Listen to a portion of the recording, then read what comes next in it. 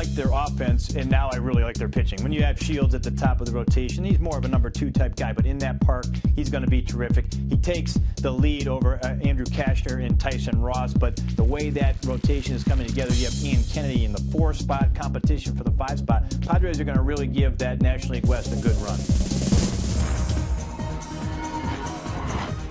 I'm Tim McMaster with the MLB.com FastCast. The Padres made yet another big splash in the offseason, reportedly agreeing to a 4-year deal with right-handed starter James Shields pending a physical. The deal includes a club option for a 5th season and is worth between $72 and $75 million, according to a source. Considered to be one of the more durable hurlers in the game, Shields has made 33 or more starts in each of the past 7 seasons. MLB.com's Corey Brock looks at what the veteran starter adds to the Friars' rotation.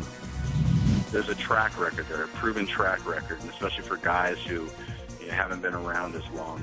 I look at a guy like Andrew Kashner, and maybe more appropriately, a guy like Tyson Ross, who's just starting to scratch the surface of his potential, making his first All-Star team last year.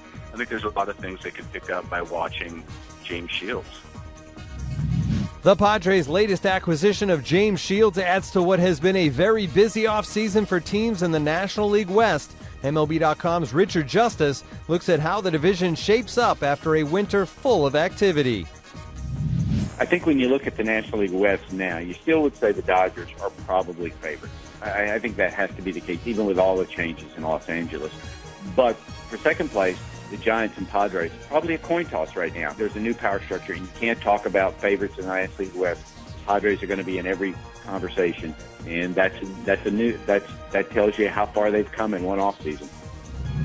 With Shields off the market, the hot stove spotlight shifts to Yoan Moncada. The 19-year-old Cuban infielder is now eligible to sign with any major league club, and once he does, he'll instantly become one of the game's top prospects. Matt Harvey arrived at the Mets spring training complex in Port St. Lucie, Florida on Monday, 10 days ahead of the club's scheduled reporting date.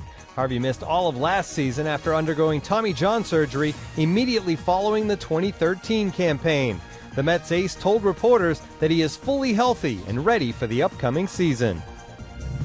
It's a good change to be back and able to participate in everything. And the offseason was good, and preparing for a normal spring training was nice. It was much anticipated coming down here, and happy to get started. John Jay, the Cardinals' lone remaining unsigned arbitration-eligible player, has avoided a hearing by agreeing to a 2-year deal on Monday. This marks the first multi-year contract of Jay's career and will allow him to avoid the arbitration process next offseason as well. The Reds and All-Star third baseman Todd Frazier avoided arbitration on Sunday by agreeing to a 2-year, $12 million deal. Frazier batted .273 in 2014 with a team-leading 29 home runs and 80 RBIs. For more on these stories and to see which teams are packing up their trucks for spring training, stay locked to MLB.com. It's baseball everywhere.